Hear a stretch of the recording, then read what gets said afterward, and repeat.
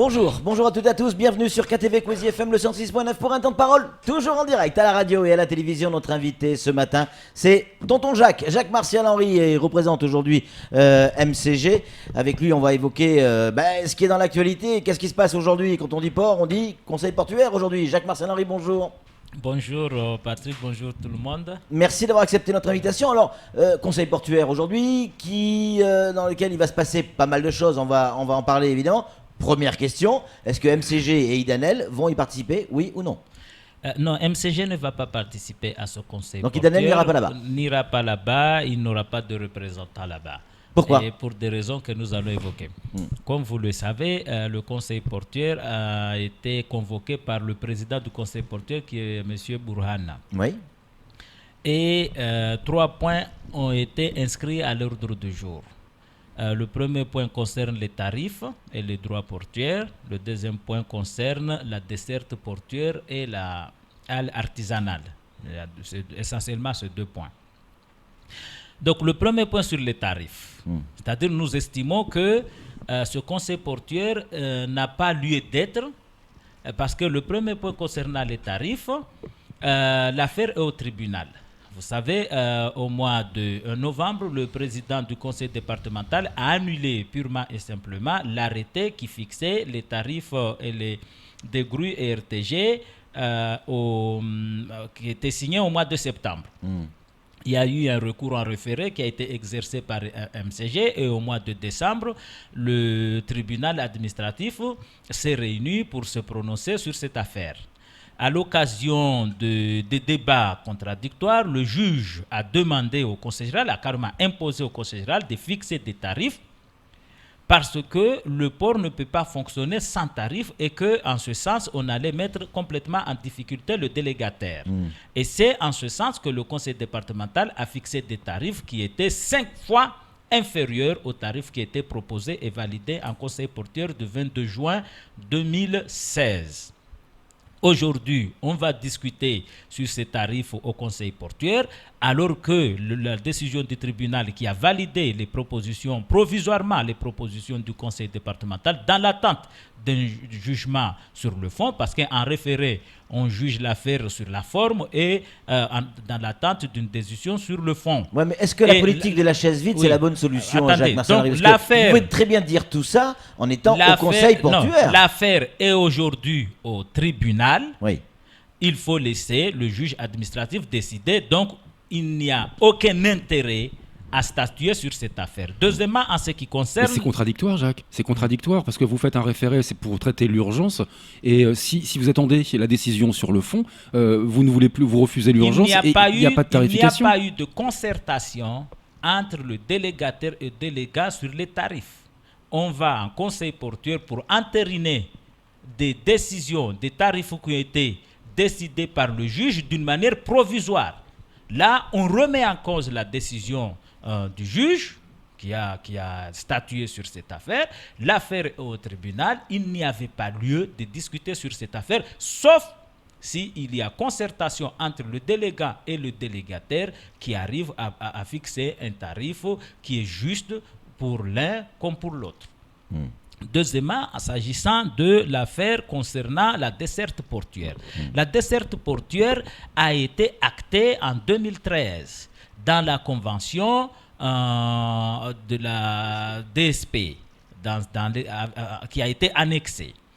Et en 2016, en juin 2015, il y a eu un contrat, le contrat de plan État-région qui a été signé entre Manuel Valls et Sabahattin Ibrahim, l'actuel président du conseil départemental.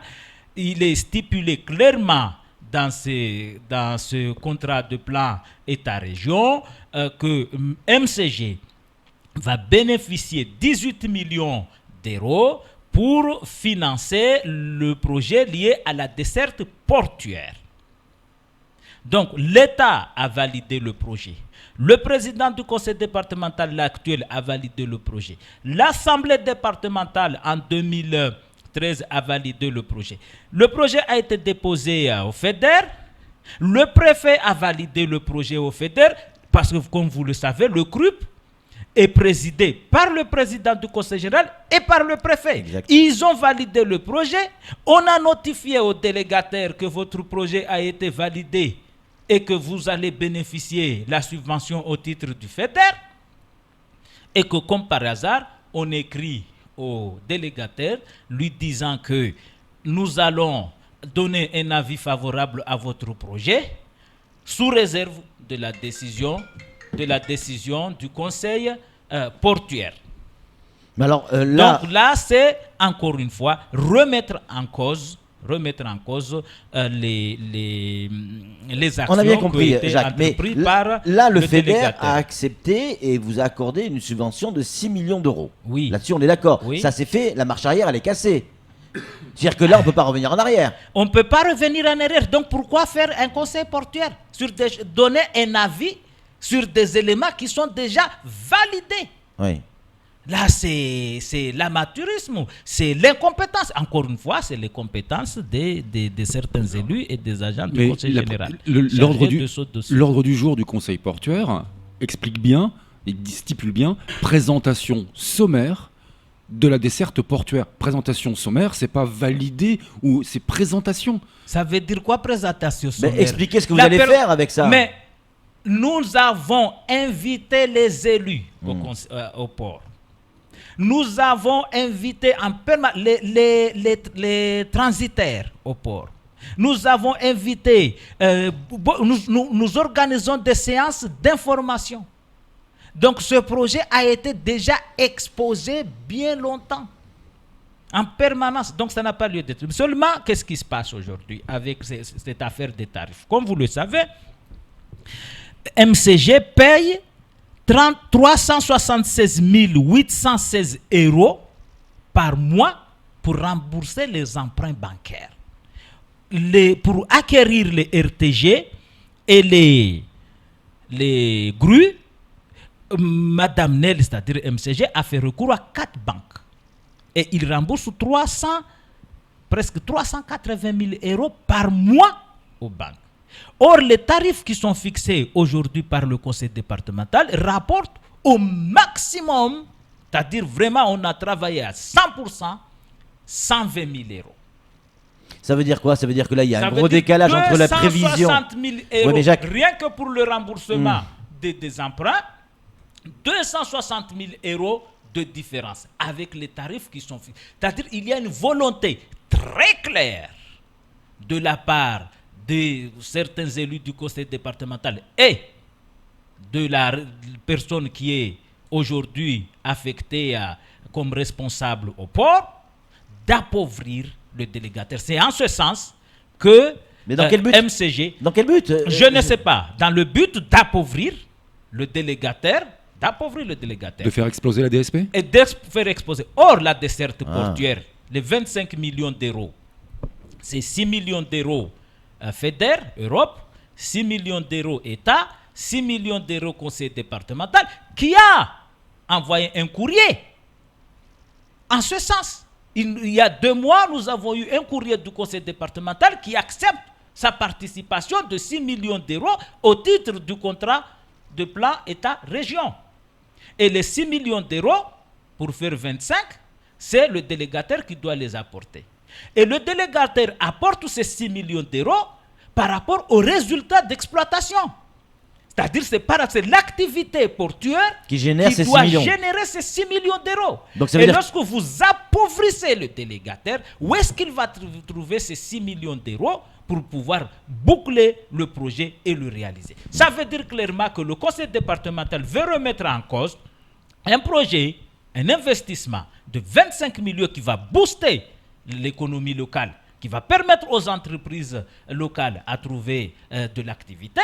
Et deuxièmement, la desserte portuaire crée 140 emplois de manutention directement. C'est du concret. Donc on remet en cause 25 millions d'euros d'investissement, on remet en cause 140 emplois de manutention, sans compter ce qui va avec. Alors, juste une petite question, Jacques. Est-ce que les investissements de la grue et des RTG n'ont pas été soit précipité ou surdimensionné par Du rapport aux tout, revenus. du tout. Il faut savoir une Précipité chose. ou surdimensionné. Du tout. Moi, j'étais allé à Zanzibar. Le port de Zanzibar, c'est 3 fois inférieur sa capacité au port de Mayotte. Ils ont des grues, même type que ceux que Madame Nel a achetés ici. On a fait croire à tout le monde que ces grues n'existent nulle part. Au Zanzibar, qui est plus pauvre que nous, ils ont ces grues. Ils stockent leurs conteneurs jusqu'à 8 niveaux. Avec les engins qui existent aujourd'hui, on ne peut pas stocker plus de 4 niveaux. Le port va être saturé. Deuxièmement, ces grues et RTG ont été validées par le gouvernement français. Le ministre des Finances a validé ces projets par la défiscalisation. Et le président du conseil départemental a validé l'acquisition de ces grues et ces RTG.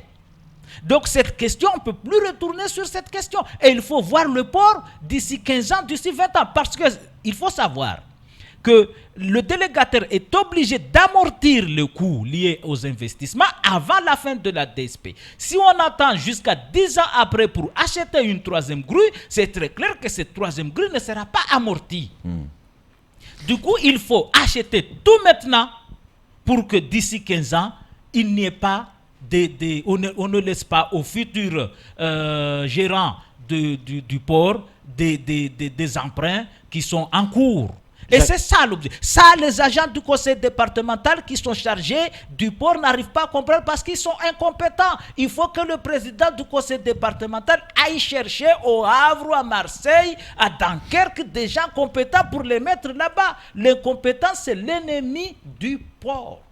Jacques-Martial Henry, il nous reste 3-4 minutes. On a eu l'épisode de la Smart qui n'est pas terminé. On a l'épisode du conseil portuaire. On a l'épisode de l'investissement. Et cette semaine, il y a eu l'épisode des transitaires, avec le syndicat des transitaires qui monte au créneau.